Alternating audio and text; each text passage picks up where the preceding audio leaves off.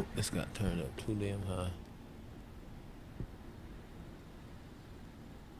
There we go. There we go. That's better for me. All right. Good evening. We are live from Occupy City Hall in Rockford, Illinois.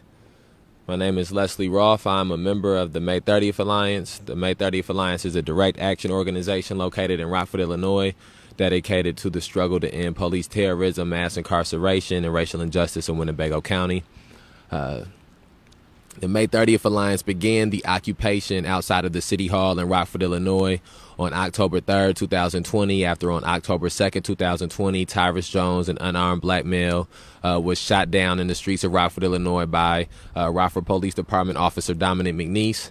Our occupation continued through the end of November when Rockford Police Department Officer Dominic McNeese would be found to be justified in his attempted murder of Tyrus Jones. Our occupation will continue through January 5th, 2021, when Denzel Duvant will be assaulted at the hands of the Rockford Police Department. One of the officers who will be involved in that assault will be Officer Dominic McNeese. Our occupation will continue through April 10th, 2021, when Faustin Guaitigo will be murdered by Winnebago County Sheriff Deputy Joseph Brulard and his cohorts. Our occupation will continue when no more than 24 hours later, Jose Gonzalez Jr. will be shot down in the streets of Rockford, Illinois by Rockford Police Department Officer Owen McGinnis. And our occupation will continue through April 25th, 2021, after a high-speed pursuit took place on the streets of Rockford, Illinois, and a person being chased by the Rockford Police Department will crash his car into a vehicle being driven by Raymond Jackson, who would lose his life, who would die after the car accident, and critically injuring the children that were in the car with Raymond Jackson. And for people who may be unaware, high-speed pursuits are a form of deadly force, as listed by both the Winnebago County Sheriff Deputy high-speed pursuit policy and the Rockford Police Department high-speed pursuit policy, and that has been a consistent a form of police terrorism that people in this city have endured and in this county have endured. These high-speed pursuits that puts everyone's lives in dangers that is in the area, pedestrians and motorists alike. So we want to say justice for Raymond Jackson, justice for Jose Gonzalez Jr., justice for Faustin Guaitigo, justice for Denzel Duvant, and justice for Tyrus Jones, with the understanding that we cannot advocate for justice for one of these victims or for one victim of police terrorism without advocating for justice for all victims of police terrorism. And also with the realization that there may be some people who have understanding and empathy for one of these cases but not the other four, or for two or three of these cases but not the other ones. And so it becomes our responsibility and duty at the point in which someone has understanding and empathy for these cases to extrapolate out how each case of police terrorism, mass incarceration, and racial injustice directly and indirectly affects the others, and how all of us as members of this community are directly and indirectly affected by police terrorism, mass incarceration, and racial injustice. All right. Let me get a drink of water real quick. Give me 1 sec. I'm just going. Hope everybody's staying safe. It was a tornado warning a little bit earlier. It was raining pretty bad out here.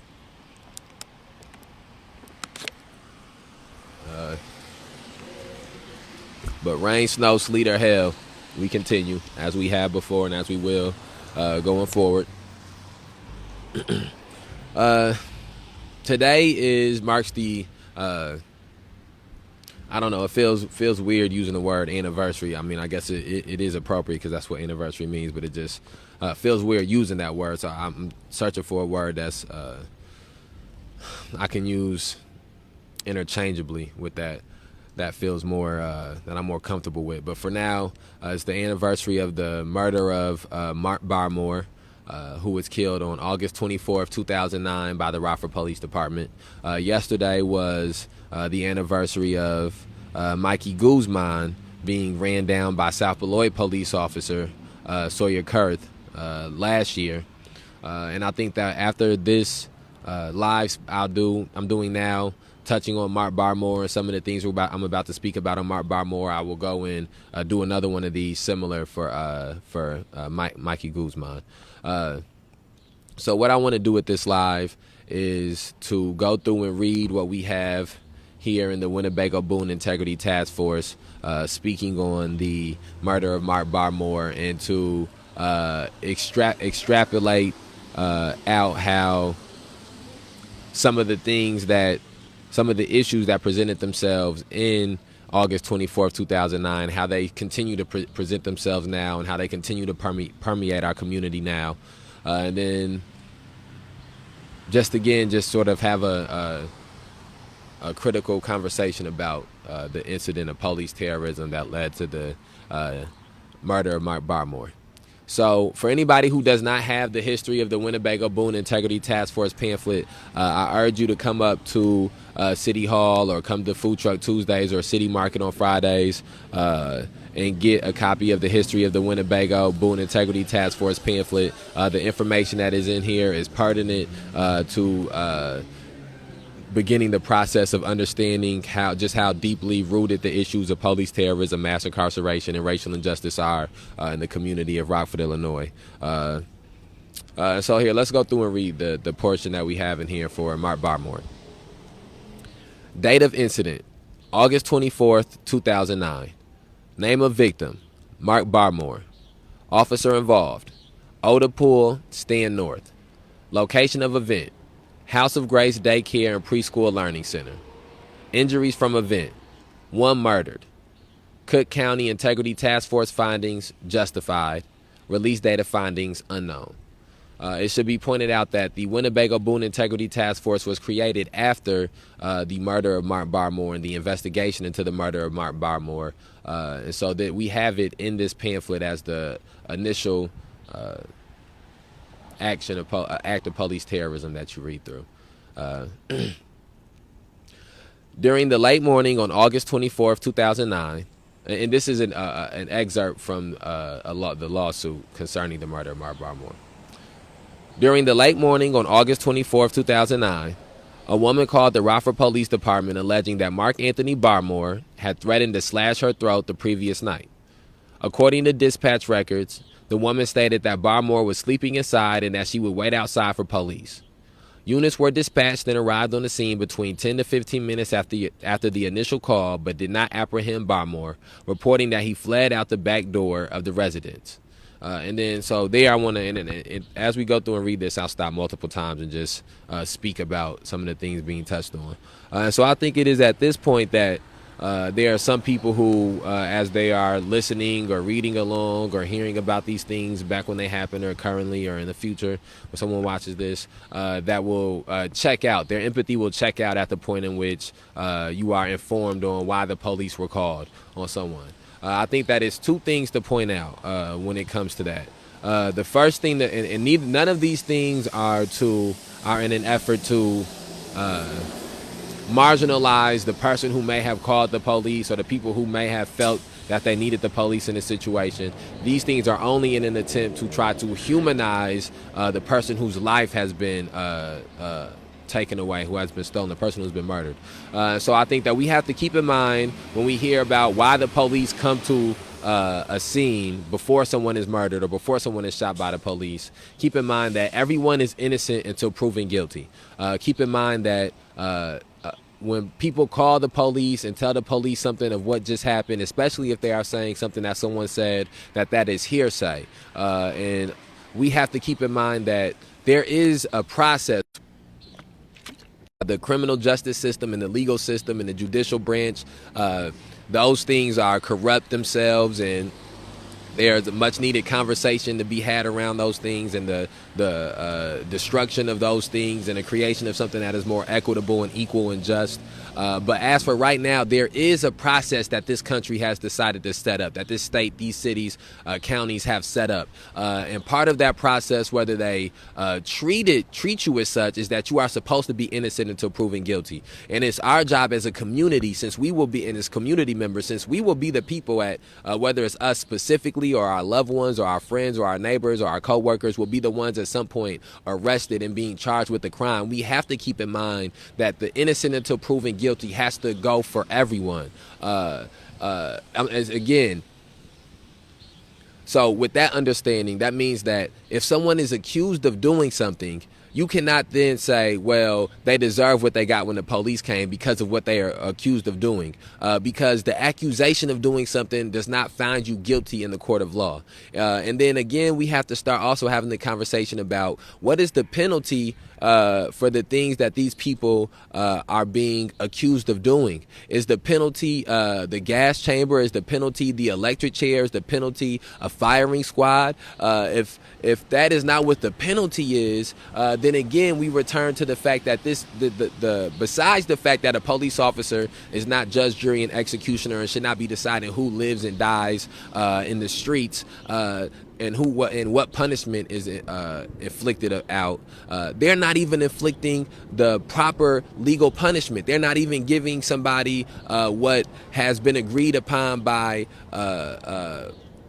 people in power as what happens to somebody for doing certain acts. If the act for a domestic violence call, if the penalty for a domestic violence call is not the gas chamber or the electric chair, then when a police officer murders someone on a domestic violence call, it's not enough to simply say, well, this person shouldn't have had the police called on them or been in a situation for domestic violence to take place. We have to realize that even if this person was arrested, charged with this crime, found guilty of this crime, his punishment would not be being murdered. And so it's not just if a police officer comes in and murders him in that situation. And again, that's completely separate from what your belief is about domestic violence. All of these things are completely separate from what your belief is about the act that the person is being accused of doing. And it's incumbent upon us as community members to make sure that we are having that conversation and that we learn how to articulate that and learn how to separate those things. And that is those are things that will get us to a more humane society and a less violent society, or else we will always be caught in this cycle of trying to punish violence with violence, thus creating more violence. So just keep that in mind as we continue to read through this. And then, let's keep reading. A few minutes later, a Rockford police dispatcher notified patrol units that a person called, quote, Skip, end quote, fitting the description of the individuals for whom, excuse me, my fault, y'all. A few minutes later, a Rockford police dispatcher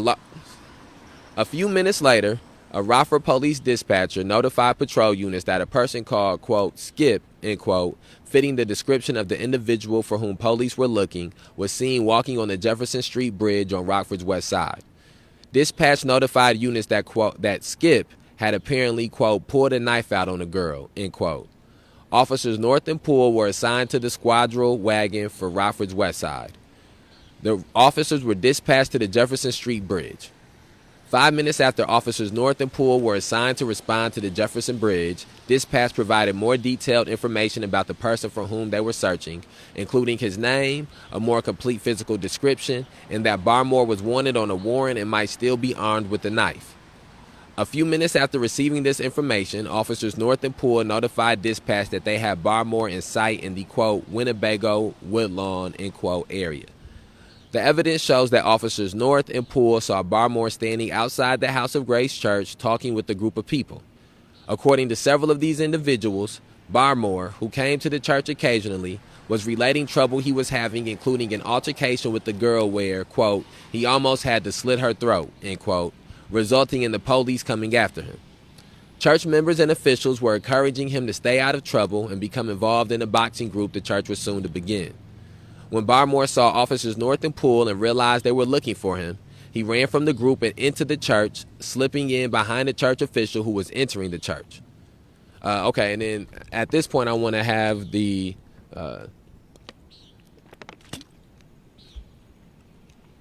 conversation, I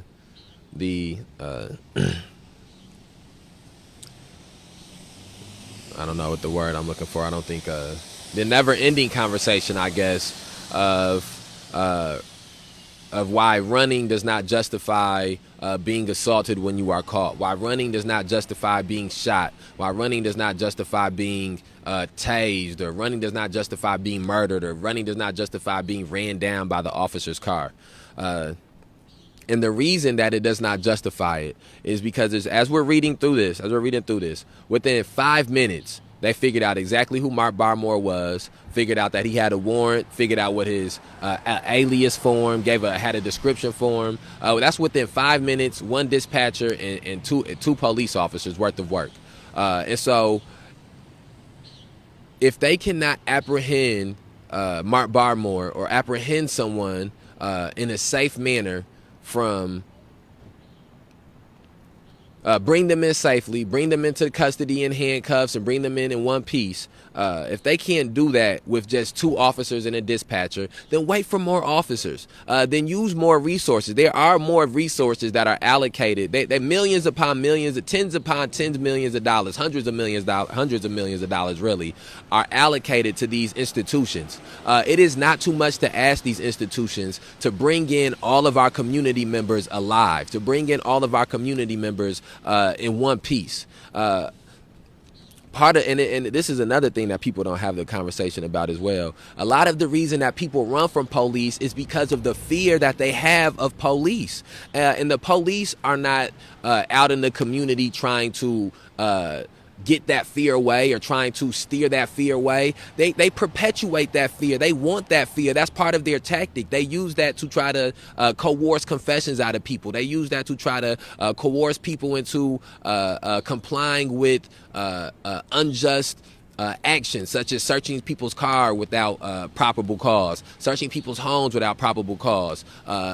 All of these different acts that they need fear and intimidation to be able to do without resistance. They're not trying to stop people from being scared of them. And so one of the repercussions of instilling intimidation and fear upon community members is that when you come after one of them or when you come to arrest one of them, that fear that you have instilled throughout the community, it triggers in them and they are in fear of their life. Imagine a 15, 16-year-old right now seeing all the things that police officers have done to people when they have them in their custody, and imagine them not running in a situation. Imagine them not thinking fight or flight. That is a real instinct. And again, so I think that that's just a conversation that it's a conversation that's had a lot, but it's rare that it is really had on with the type of complexity in which it deserves. And one of the main things that has to be said is that one of the number one reasons people run from the police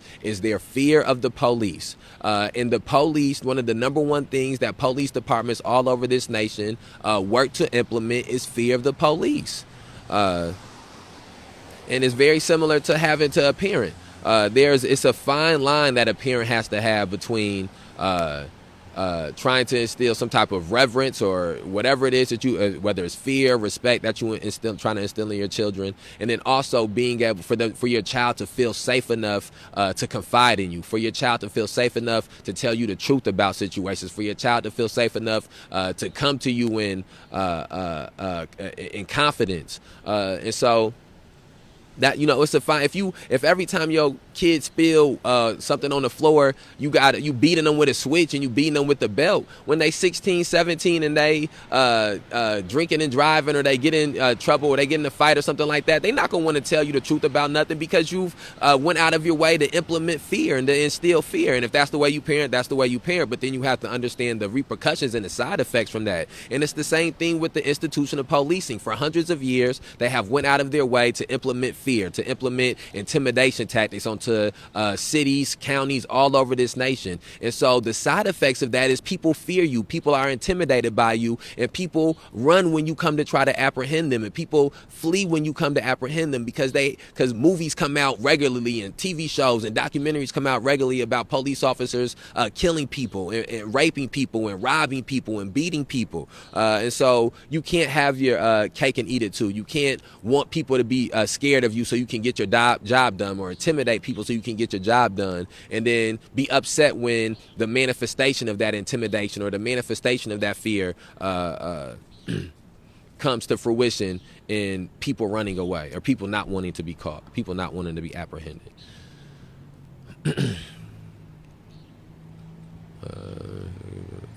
Church. Okay. Officer Poole got out of the police vehicle and pursued Barmore while Officer North drove the vehicle to the side of the building to prevent Barmore from fleeing through the side doors of the church. The doors to the church were locked, but Officer Poole was led into the church by a church official. Two women in the church told Officer Poole that the man had gone downstairs and that there were children in the basement. A young man held the door open for Officer North and also told him that Barmore had gone downstairs. Okay, so then I want to speak on this portion. And again, this is not to condemn anyone's actions. This is having a philosophical conversation, not theoretical conversation. It's a philosophical conversation about the things that took place and led to the murder of Mark Barmore. And we have to, as a community, do the job of educating our children, do the job of educating our brothers, educating our sisters, educating our cousins, educating our mothers and our fathers, our grandparents about the true intentions of policing in Rockford, Illinois, the true intentions of policing in Winnebago County, the true intention of policing all over this country. Police officers are workers of violence. And when you assist them in trying to catch somebody or assist them in trying to track somebody down, you have to understand that you are participating in what could very well be the things that will lead to this person's lynching, this person's murder, because that these officers are workers of violence. And again, I'm sure that none of these people who were in this church telling these police officers where to go and opening up the door for them did it with the intention of helping them murder Mark Barmore. I'm sure they did it with and this goes back to one of the things that we were speaking about a little bit earlier. Hold on one second. Yeah, my fault. Okay, this goes back to one of the things we were speaking on a little bit earlier. Not earlier today, but earlier, maybe last week. This idea of respecting police officers, or respecting certain people in certain positions, or respecting certain people's ideologies and certain people's beliefs. And I do believe that respect is something that is very important, that you need in life, and that you, in certain situations, you do have to give respect to get respect. In certain situations, respect is earned, and all of these different expressions that you hear attached to respect. But I think one that is not, and it's not really an expression, but a concept that is not explored enough is the dangers of respecting the wrong people, the dangers of respecting the wrong ideology, the dangers of respecting the wrong institutions, and the dangers of respecting police officers are what led to the death of Mark Barmore, led to the murder of Mark Barmore. The dangers of respecting police officers for multiple of these people is what had led to their murders. Or the dangers of fearing and being intimidated by police officers is what led to multiple of these people's murder. And so we have to get to a place where we begin to understand that you would not preach to your child to respect Nazis or respect some people would, or respect slaveholders, or respect overseers, or respect the Ku Klux Klan. And until we destroy the institution of policing as it exists now and create equitable institutions that can deal with the ills that this American society has created in a way that is not creating more violence and not creating more ills, that we can't respect the institutions that have been set in place to deal with these ills. Though it would be, in some perfect world, it would be good to tell to be able to respect the person who goes and investigates robberies and goes and investigates assaults. The problem is that the people who go and investigate these things here oftentimes engage in assaults, oftentimes have engaged in robberies themselves. And so that is the danger of respecting these institutions, or respecting the people who are in these positions in these institutions. And so that is what you are seeing here, is that I'm sure that some of these people helping these police officers have been told to respect the police, have been told to say yes sir or yes ma'am when the police come around, and to pull your pants up when the police are around. All these different things that people teach their children of color to survive racial injustice, to survive police terrorism and mass incarceration. And we have seen through generations that trying to teach our children ways to survive these evils is folly, because it has not led to the ending of these evils. We continue to have to go through generation after generation of trying to teach our children how to wiggle around white supremacy and white nationalism and police terrorism, instead of a generation coming forward teaching our children how to destroy the institutions of police terrorism, mass incarceration, racial injustice, and white nationalism and white supremacy. And we have to me, that is part of what building this platform of the May 30th Alliance, building this platform of the occupation at City Hall and the protest at City Market, protest at Food Truck Tuesdays is about, is changing the culture of the society we live in, changing the culture of the generations to come after us. So let's continue reading through here. Officer North went downstairs with Officer Poole right behind him. According to Officer North's statement to RPD, he drew his service weapon just before entering the daycare room at the bottom of the basement stairs. Just think about that sentence. And I've read through this more times than I can remember at this point, from the Food Truck Tuesdays and from different lives. And each time I read through it, it is it's heavy, it's burdensome. It's almost become it almost bothers me the times where I read through it and it doesn't, and I don't have an emotional response, because it means that it's become normalized in some way. But think about that sentence. Officer North went downstairs with Officer Poole right behind him. According to Officer North's statement to RPD, he drew his service weapon just before entering the daycare room at the bottom of the basement stairs. And so just imagine the mindset that you have to adopt, that in this situation, you're in a church already. You're now going into the daycare of the church with your weapon drawn. They know people are in the church. They know people in the daycare. They're interacting with people through this whole exchange. There was people outside. People helped them get in.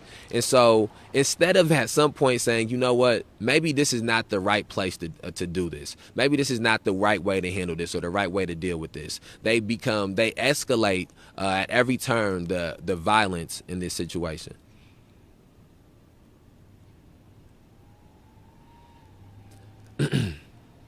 Officer Poole, according to his statement, had drawn his weapon while in the hallway of the church upstairs. When Officers North and Poole entered the daycare room in the basement, they immediately saw somewhere between 8 and 15, quote, about preschool age, end quote, children in their estimation, as well as about 2 adults with their guns out inside the church and the daycare. At least one child in the daycare classroom in the basement saw Barmore enter the classroom and run past the counter through a small kitchen area into what was known as the boiler room or closet. Officer North was the first one to enter the daycare room in the basement and asked, quote, where did he go, end quote, or words to that effect. One or more children, and possibly the daycare teacher, stated that he had gone into the closet. And again, this just gets us back into the dangers of complying. This whole thing is a picture of the dangers of complying and the dangers of not instilling. And again, this is not to condemn anybody's actions or condemn anything that people did in this situation. But it is just to speak on how slippery of a slope it is when you are dealing with violence workers to assist them in their violence working. Because of what it can manifest and lead to.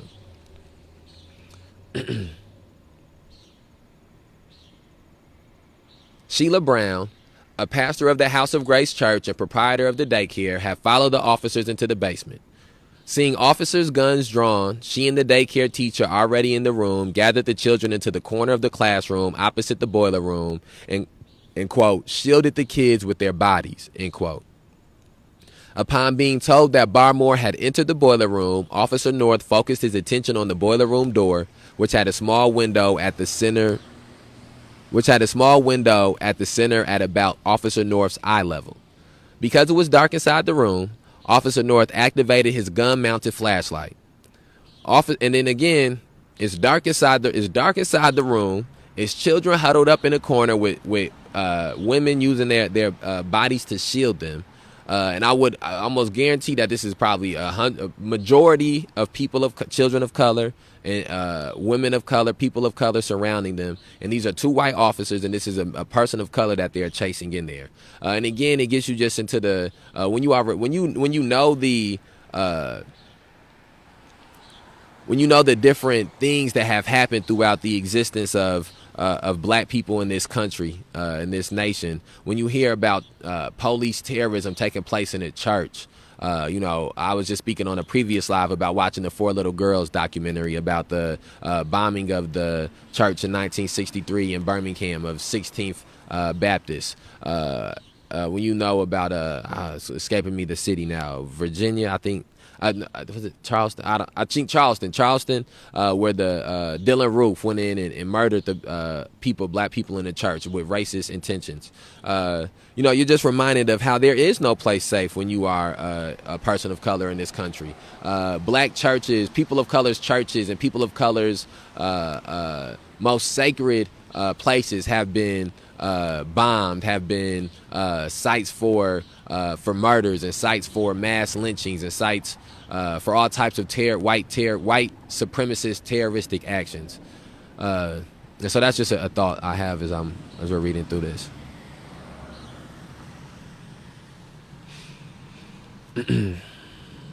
Upon being told that Barmore had entered the boiler room, Officer North focused his attention on the boiler room door, which had a small window in the center at about Officer North's eye level. Because it was dark inside the room, Officer North activated his gun-mounted flashlight. Officer Poole entered the basement during this time and was right behind Officer North as Officer North immediately began to try to open the boiler room door. Officers North and Poole stated that they attempted to push open the boiler room door, but that Barmore was pushing the door back, quote, attempting to barricade the door closed, end quote, in the words of Officer Poole. Witness and officer statements report that the officers yelled at Barmore to come out of the closet, get down, and to put his hands up. Officers North and Poole were able to open the door a few inches at first, and then approximately 12 inches, all while Barmore was attempting to keep the door closed. Barmore reached out and grabbed a long white object, later determined to be a metal ballast cover, at which point officers North and Poole were able to force open the door, pushing Barmore back into the boiler room and causing him to drop the ballast cover. While the officers' statements are ambiguous on this point, it appears that the officers may actually have pursued Barmore into the boiler room. And so again, I just want to point out how many times that they have just continued to chase Mark. They seen him out. They chased him to get to the point in which he was at the church. Then once he was at the church, they chased him into the church. Once they chased him into the church, they chased him into the basement. Once they chased him to the basement, they chased him into the daycare. Once they chased him into the daycare, they chased him into the boiler room. Once he's in the boiler room, they're now chasing him. They're chasing him, into the boiler room. And so at all of these different points, there could have been a place where, okay, let's get someone in here, or let's do some type of crisis intervention. Let's prioritize the safety, or the safety of everybody involved in this situation, even themselves at some point. That's one of the other things that, and that is a much deeper, darker conversation. But how these officers even put themselves in danger in the process of doing these things, because of the fact that they are so intent on bringing their person in like it's the wild, wild west and it's a bounty on this person because of this warrior cop mentality. Even with high speed pursuits, these police officers that are going 80 miles per hour trying to catch somebody, they put in their life in danger too. And even though that they would tell you that they doing this in this heroic manner or this heroic sense, it is in a violent sense. It's in a nonsensical sense. It's in a self-defeating sense. I very well believe that certain points in life, and as a human being, I've done this before too, where even though the decision outwardly, and maybe you can justify the decision by saying you were trying to do it for whatever reason, really it's a self-destructive decision that you are making. You're in the process of doing self-destructive things. And a lot of the parts, the institution of policing is self-destructive. I believe all of these, anybody that's been a police officer for multiple years, is people who got deep mental health issues. I've watched, you're not murdering somebody inside of a church and a daycare in front of children, and you mentally stable, which is, again, a whole nother conversation. Fuck the police. Police drove by. I wanted to yell out "fuck the police," but my voice can't take it right now. All right, let's being on this point. So all right, okay, let's continue this conversation, or let's continue reading. The boiler room, which was 15 feet wide by approximately 33 feet long, was not illuminated.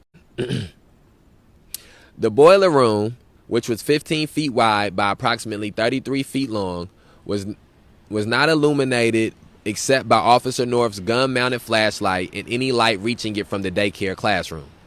According to officers' statements, Officer North then stepped back to, quote, extend the distance, end quote, between himself and Barmore. Officer Poole held his pistol, quote, in a close quarters combat style hold, end quote, close to his chest and remained either inside or at the doorway of the boiler room very close to Barmore. According to the officer's statements, the reason for maintaining this close proximity to Barmore was to keep Barmore from retreating back into the boiler room from where he might, quote, get away, end quote, and take hostages or otherwise cause harm. And so, that again, that's one of these things that has happened, that you see happen in these police reports and in these police statements a lot, is that they like, when Tyrus Jones was shot, even though that multiple statements were given by witnesses there to the lawyer of Tyrus Jones. I'm trying to think of what the legal terminology is for the statements. I think it's like something start with an A. I can't think of what it is. But even though that there were some affidavits, my fault. I wasn't gonna be able to keep on going if I couldn't think of the word. I hate when that shit happens. Even though there was affidavits that were given by witnesses who were there, who stated that they did not believe Tyrus Jones had a weapon, and that Tyrus Jones, that they felt that they were put in danger by the shooting that these officers did.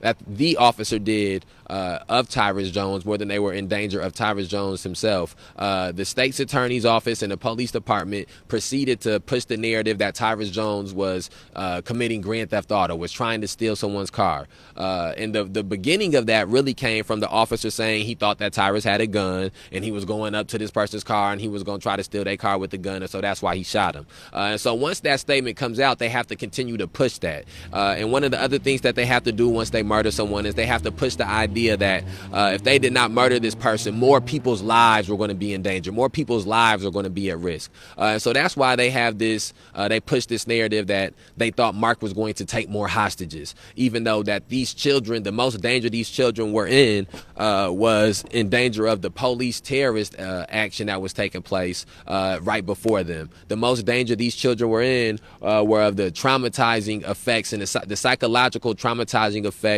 that would befall them from the police terrorism attack that was taking place. It was not from the danger that Mark Barmore presented. And again, that would be ring true as these actions would, or as the events of this day would continue to unfold.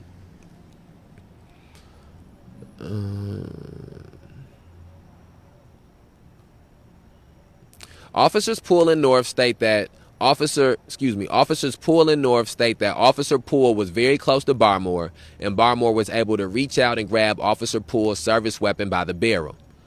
Officer North indicates that Barmore first reached for Officer Poole's service weapon with one hand, then with two. Officer Poole states that Barmore immediately, quote, lunged, end quote, for his weapon with, quote, both hands, end quote. In either event, both officers okay, so and then even right there, that's a difference. That's a difference in their police reports, which is one of the reasons why police reports should be submitted right there on the spot. They should not be allowed to leave and go home and keep on and come up with their police report and collude with each other and talk about how they what happened and change the event so that way their retelling of the events are the same. And so you see even here that Oda Poole and Stan North don't even remember Mark trying to take the gun in the same way, or Mark allegedly trying to take the gun in the same way.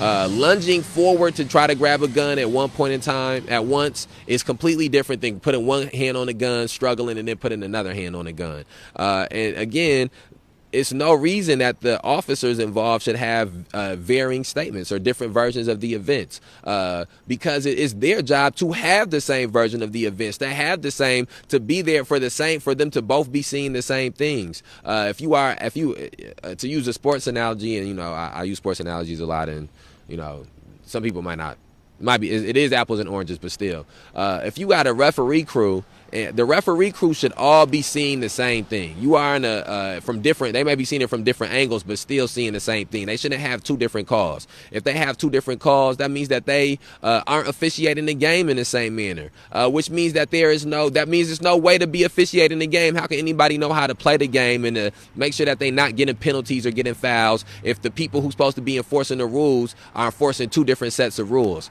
And it's the same thing with policing. The police officers, and again, this is not to try to speak about reforming of police, because we have to have the understanding that the institution of policing is corrupt in itself, and we need different institutions to address these issues. But with understanding that, we have to also understand that it's going to be a process to get to those other institutions. So one of the things that we have to do is reimagine what some of the institutions now look like. And one of those reimaginings has to be that you can't have 10 police officers interpreting the law 10 different ways, or that you allowing their bias or allowing their racism and their prejudices to allow them to enforce the law 10 different ways. Because what will always happen in that is that people of color will disproportionately be affected. People that are poor will disproportionately be affected in negative ways. People of working class will disproportionately be affected in negative ways. And that goes all the way to when, after one of these actions happen, if 2 police officers or 4 police officers all have different versions of these events, then that lets you know that those police officers are either completely lying and falsifying what happened. 3 of them are, and one of them's telling the truth, or all 4 of them are falsifying different parts of it.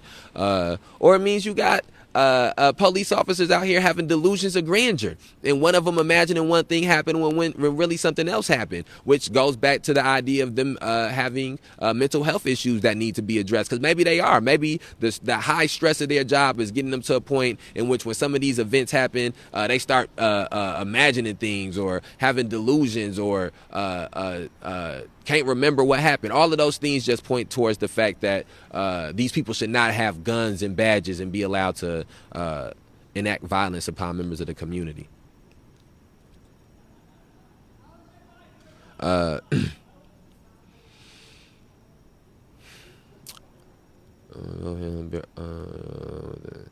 Okay. Officer Poole and Barmore struggled over the gun while, quote, within inches, end quote, of each other, and with the gun at chest level.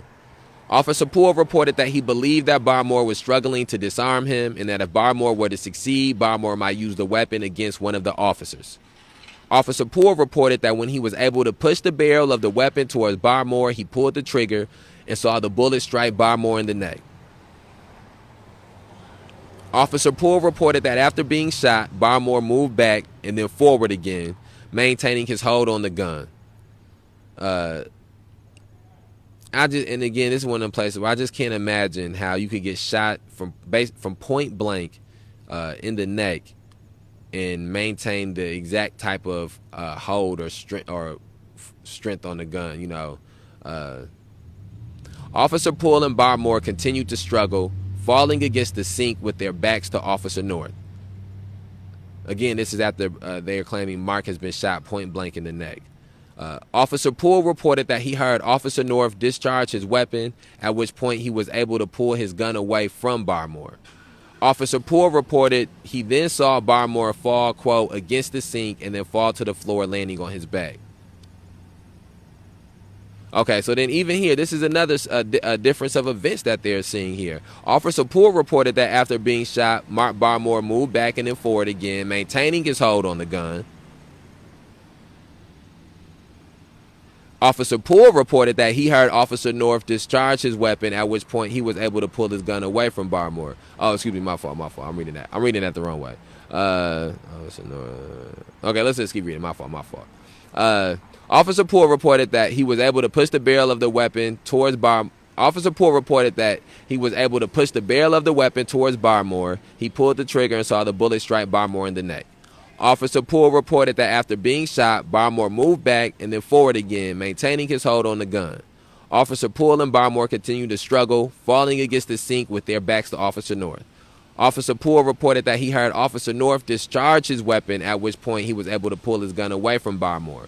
Officer Poole reported he then saw Barmore fall, quote, against the sink and then fall to the floor, landing on his back, end quote. Okay, so this is all Officer Poole's retelling of the events. My fault for that mistake there. But within that retelling of the events, he's saying after he shot Mark in the neck once, they continued to struggle with the gun, and then Officer North shot Mark as well after that, and that one was when he was able to pull the gun away. And Mark fell again. Officer Poole reported that Officer North then broadcast over the police radio a call for officer assistance and medical attention for Barmore. At this point, according to Officer Poole, he yelled to the daycare teachers to take the children from the room after they shot him. Not before they went in. He tell them to get the kids out before he went in and lynched them and began the lynching of this man after he done did it. After he done shot multiple times, they said get the kids out of there. Officer North reported that once he saw that Officer Poole and Barmore were struggling over Officer Poole's gun, he, quote, instantly realized that this had now turned into a life or death situation for Officer Poole, myself, and possibly the children in the room if Barmore was allowed to get Officer Poole's pistol, end quote. Officer North reported that as he waited for Officer Poole to get out of his line of fire, he heard Officer Poole's gun discharge. Officer North reported that he did not know who had fired the gun, who had been hit, or who was in control of the gun. Officer North reported that as Barmore's right rear side faced him, he aimed at Barmore's back and fired what he believed to be 3 or 4 rounds. So again, I just want to point out, so he's aiming at this man's already been shot in the neck. What's up? He's claiming that he didn't, and again, he's claiming that this man was shot in the neck, and again, they're saying it was a dark in the area, but he was shot in the neck,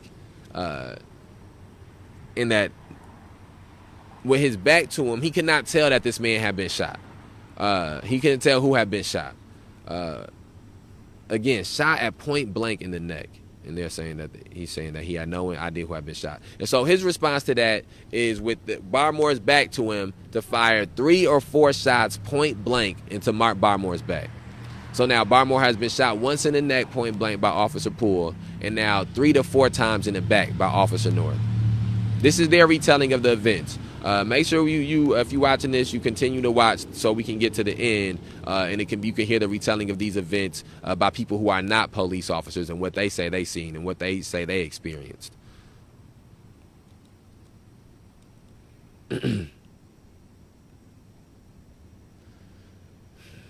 Officer North reported that as Barmore's right rear side faced him, he aimed at Barmore's back and fired what he believed to be 3 or 4 shots, striking Barmore's back. Officer North reports that Barmore fell to the floor, landing on his back, and that water from a pipe near the sink began spraying water. At this point, according to Officer North, there was now a lot of screaming from the children, who were now huddled in the far northeast corner of the room with the adults. Yeah, they screaming, you just killed somebody in front of them.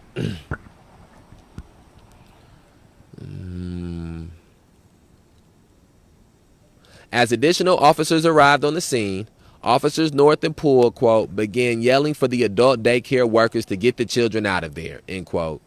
Officer Hansel, one of the first officers arriving on scene, placed handcuffs on Barmore without moving him. Now, and then I want to say this. It ain't no way in fucking hell you can place handcuffs on somebody that has been shot in the neck and 4 or 5 times in the back. And it was ruled that Barmore was shot a total of 8 times. So even within their retelling of this event is inaccurate because Poole saying he shot him once in the neck, North saying he shot him 3 or 4 times. North is saying he shot what he believed to be 3 or 4 rounds into Mark. And it would be determined, so that's 5 shots altogether at most that they are saying in their police reports were done. And it was proven that Mark was shot 8 times. 8 bullet holes was in this man. So that means just even in their police, all of it's so many inconsistencies and lies just in their retelling of what happened, which is again to extrapolate it out to things that we're experiencing more recently, is something that we have seen with the case of the shooting of Tyrus Jones, in which Tyrus, if you have people who were close to this situation who are not police officers tell it, there was way more than 4 or 5 shots. The police story and the state's attorney story was that 3 times, I believe, that Tyrus was shot 3 times. Or 4 times, twice in the back, once in the arm and the leg. I believe that's their story. But the story from all the people who are not police officers is that this man was shot possibly 8 times or 9 times. And for some people that may be, they'll be like, well, why would the police lie? The police wouldn't lie. Somehow the truth will come out. Why would they lie about it? But you have it right here in these police's retelling of the events. They only take credit for at most 5 shots. 1 for Poole, and then 3 or 4 for North. And it will be stated in here from an ME report that Mark Barmore was shot 8 times. Let's continue reading. And then again, this idea that he could handcuff this man without moving his body is erroneous. And then that's another commonality. Faustin Guaitigo, after he was murdered, they shot and murdered, they handcuffed him. You can hear on the video them telling him not to resist arrest. I'm sure they told Mark not to resist too, or stop resisting too. Tyrus Jones, after he was shot and laid down in the streets, he was handcuffed. Jose Gonzalez Jr. handcuffed. Denzel Duvant was, while he was beat, he was already handcuffed when he began to be beat. And so, again, it just shows you the inhumaneness that is inherently in this institution. All right, let's continue. Officer Hansel reported that Barmore was, quote, breathing in very ragged breaths that had several seconds between them, end quote. Officers called for an ambulance within approximately 1 minute after shots were fired. The church where the shooting occurred is across the street from a fire station, and emergency personnel were able to respond within moments of being called. Emergency personnel reported finding Barmore on his back in the kitchen area, not moving, not breathing, and pulseless.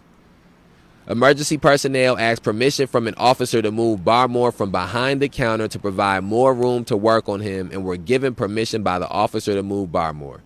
Which is sick. It's just a sick mentality within itself that they asking for permission to, as if this man's, which once they handcuff you, that's how mass incarceration works. Once they handcuff you, you belong to them. You're their property now. And as black people, that's nothing foreign to us, because before we were ever considered to be human beings, which we still not considered to be human beings in this country, we were considered to be property. So that's just a 360 degree revolution. 360-degree process for a black person to be handcuffed and arrested and considered property again. Barmore was pronounced dead by emergency personnel while on the scene of the shooting.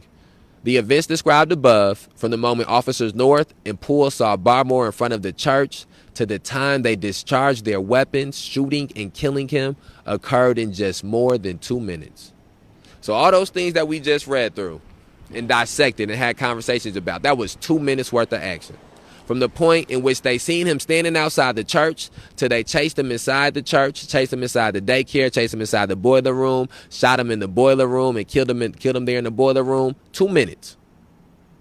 In 2 minutes, a little more than 2 minutes. You can go listen to your favorite, whatever your newest favorite song is, because nowadays songs only about 2.5 minutes, 3 minutes anyways. You go listen to what your new favorite song is. Go listen to your new favorite Lil Baby song. However long that song is, that's how quick they interaction with Mark was, and they decided his life wasn't a value and took it from him. A little more than 2 minutes.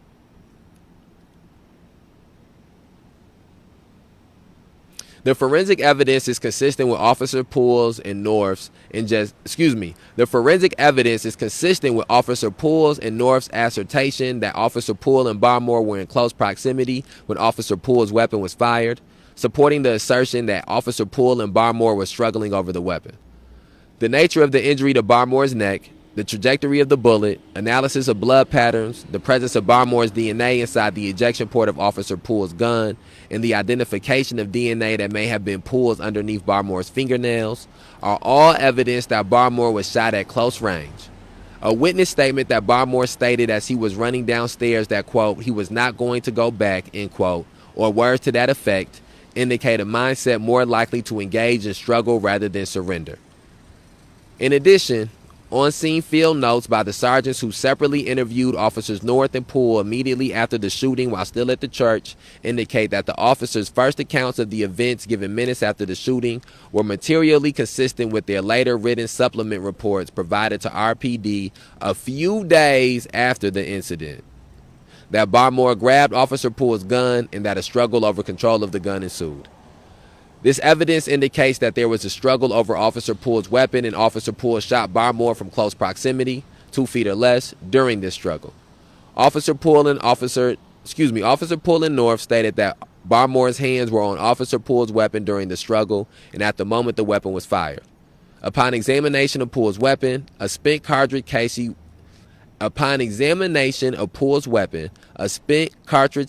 was located lodged in the chamber, consistent with interference with the weapon while being fired. Gunshot residue is not all. Oh, my fault. It's them. The wind.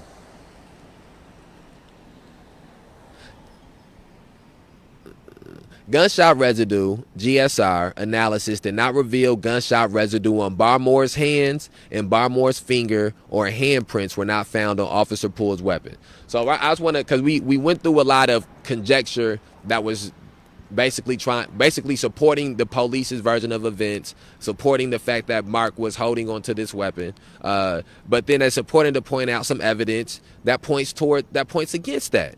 And so you heard those sentences of evidence that pointed towards it was a struggle. And now here goes the evidence that points towards it was no struggle. Upon examination of Poole's weapon, gunshot residue analysis did not reveal gunshot residue on Barmore's hands, and Barmore's finger or handprints were not found on Officer Poole's weapon. So that's evidence against the fact that it was a struggle for this weapon. The evidence is, and then they note here, GSR is not always found, even when it is known that a hand was on a weapon when it was fired. The evidence is consistent with Officer North's statement that he shot Barmore because he heard a shot and did not know whether Officer Poole had been shot and did not know who had control of Officer Poole's weapon. The forensic evidence is consistent with Officer North's statement that he shot Barmore as Barmore's right rear side faced him, aiming at Barmore's back and firing what he believed to be 3 or 4 rounds, striking Barmore in the back. 4 cartridge casings from Officer North's gun were found. 3 of the wounds to Barmore were found to have come from Officer North's weapon. The 4th wound to Barmore was a neck wound consistent with the bullet fired from close range by Officer Poole's weapon. The trajectories of the wounds caused by bullets from Officer North's weapon, as well as analysis of the blood patterns and other forensic evidence, are consistent with Officer North's description of Barmore falling and turning as he was shot. The 4th bullet appears to have struck the water pipe of the sink in the kitchen area, resulting in the water spraying the area until the appearance. My fault. The 4th bullet appears to have struck the water pipe of the sink in the kitchen area, resulting in water spraying the area until the water to the pipe was turned off. Other than possibly the children in the basement, the only apparent civilian witness to Officer Poole's shooting of Barmore said in the written statement she gave to RPD the day of the incident that she saw Barmore come out of the boiler room with his hands up. Listen now. There's somebody who's not a police officer. This is what she said. The only apparent civilian witness to Officer Poole's shooting of Barmore said in the written statement she gave to RPD the day of the incident that she saw Barmore come out of the boiler room with his hands up and saw one officer shoot Barmore from about 4 feet away. The witness states she then stepped out of the doorway and heard 2 or 3 additional gunshots after that. This formal statement is consistent with the information she gave to an officer while still on scene moments after the shooting. Later media reports quote this witness as stating that, quote, the officer shined his flashlight into the boiler room and told him to come out. He came out real slow with his hands up and his head down, and they shot him. He fell over into the sink, He tried to get back up, and they shot him again. A heavy-set officer was the one who was shooting him while he was on the ground. And so again, the same way that some people will take in all the police's report and accounts of the events, take in what somebody who was not a police officer said. The police officers have reasons to lie, have reasons to falsify what happened. This witness has no reason to. This person who has no reason to make any of these things up. They have no interest in it, no invested interest in it. And so this is what they are saying. They are saying that they seen Mark Barmore have his hands up when he was shot, point blank. That they seen him being shot while he laid on the ground in a daycare, in a church. The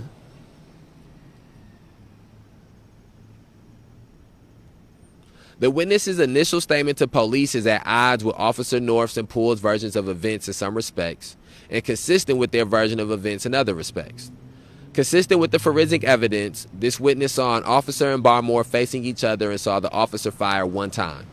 Also consistent with the evidence, this witness heard 3 shots after she backed away from the door. The witness's perception of the distance between the officer and Barmore may be consistent with the forensic evidence depending upon whether the witness's statement that officers were, quote, about 4 feet, end quote, from Barmore meant 4 feet from person to person or from gun to person. The forensic evidence regarding the trajectory of the initial shot does not appear to be consistent with this witness's statement. This witness's later reported statements to the media are significantly different than her initial statements to police and are not supported by the forensic evidence. A second civilian witness, according to her written statement, stated that she did not see the shooting, but that she heard 4 gunshots and then turned to see an officer with his gun pointed in a downward position. Later media reports assert that this witness stated that officers, quote, fired as many as 8 rounds into Barmore, including at least 1 shot into his head, end quote. Now remember, that's what we were speaking about earlier. 8 shots. 8 shots. The forensic evidence is consistent with this witness's initial written statement, but not with later media reports. RPD policy authorizes an officer to use deadly force to, quote, protect himself or others from what he reasonably believes to be an imminent threat of death or great bodily harm, end quote. A preponderance of the currently available evidence indicates that at the moment deadly force was used by officers North and Poole, the use of that force was consistent with RPD policy. However, as detailed below, the actions of officers North and Poole leading up to the shooting violated RPD policy and were not consistent with RPD training or sound tactics. The officers' handling of this incident placed the officers and numerous civilians, including young children, at increased risk of serious harm. And that is the portion that we have in the Winnebago Boone Integrity Task Force pamphlet regarding the murder of Mark Barmore on this day in 2009, on August 24th, 2009. It's always very difficult for me to read through that. But I think that it is very important to continue to read through it. And I hope that a lot of people who maybe have never heard of Mark Barmore or never heard about the events that led to Mark Barmore's death, or just didn't know those events, or maybe they just haven't heard about him in a while, can watch this and listen to this and have a different perception of those things, or a different understanding of those things, or see those things, or maybe the same perception from a different vantage point of some of those things. And I also hope that people can understand from reading this, again, this happened in 2009, the fact that we can speak about things that have taken place in 2020 and in 2021 that were issues that were present in 2009 when Mark Barmore was murdered, that are still present now and that have not been changed and altered now. And so, again, it's incumbent upon us as a community to change those things, to alter the consciousness of this community, to keep the struggle against police terrorism, mass incarceration, and racial injustice at the forefront of our everyday lives in Winnebago County. And so I'm gonna do some more lives today. this evening, tonight. And again, as we keep on going through this week, I'm just going to try to be a little bit more consistent with some of these lives and the Rockford readings and touching on some issues. And so I am going to go through and do another one of these, speaking on Mikey Guzman later on this evening. So please be on the lookout for that. Anybody that's watching this, please share this, even if you're watching it days, weeks, months, a year, years after it's been filmed. Share this. Hopefully somebody else can watch it as well. And we want to say, rest in power to Mark Barmore. Usually we go through and we do a rest in power for everybody that's here at the end of these, and a justice for everybody that's here at the end of these. And I want to point out this too. Oda Poole, the man that we just read about being involved in this murder, is right now currently running to be the sheriff of Boone County. We don't live in Boone County. Our struggle right now is in Winnebago County, but Boone County is our sister county or brother county, however that works. And we understand that the struggle is just as real there as well. And so we hoping that they don't end up with this man as their sheriff. What's up? What's up? What's up? What's up?